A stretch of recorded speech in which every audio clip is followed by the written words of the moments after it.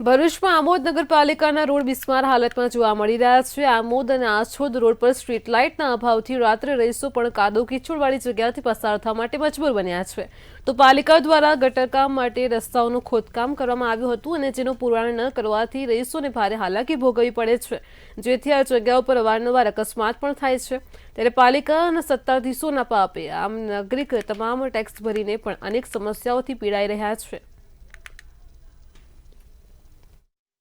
મંતવ્ય ન્યૂઝની ટીમ આજે આવી છે આમોદ નગરના નુરાની પાર્ક સોસાયટીમાં। નુરાની પાર્કના સોસાયટીની વાત કરીએ તો સોસાયટીમાં રોડ, રસ્તા અને પાણીની સમસ્યા છે। ત્યારે કેમેરામેનને કહીશ કે દ્રશ્ય બતાવે કે જે રોડ છે તે તૂટી ગયેલી હાલતમાં છે, જ્યારે રોડ પરથી લોકોને પસાર થવા પણ મુશ્કેલી પડે છે। ત્યારે નગરપાલિકા દ્વારા આ રોડ પર રેતી લઈને ખાડા પૂરવાની કામગીરી માટે રેતી પણ મોકલવામાં આવી છે। ત્યારે આપણી સાથે અહીંના સ્થાનિક કેટલાક લોકો જોડાયા છે, તેમની સાથે વાત કરવાનો પ્રયત્ન કરીશું।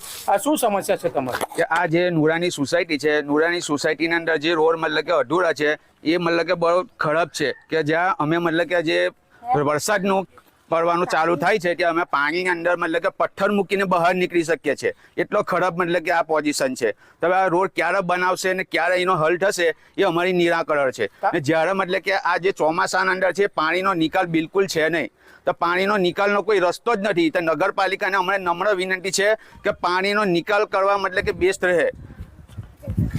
આમોદ નગરની વાત કરીએ તો આમોદ નગરના નુરાની પાર્ક સોસાયટીમાં રસ્તાને લઈને મોટી સમસ્યા છે, જેને લઈને લોકોને અહીંયા હાલાકીનો સામનો કરવો પડે છે। ચોમાસાની સિઝન ચાલી રહી હોય, જ્યારે અહીંયા પાણી ભરાઈ જવાના કારણે લોકોને બહાર નીકળવાની પણ સમસ્યા થતી હોય, ત્યારે આપણી સાથે એક સ્થાનિક મહિલા પણ જોડાયા છે, એમને પૂછવાનો પ્રયત્ન કરીશું શું સમસ્યા છે આપની?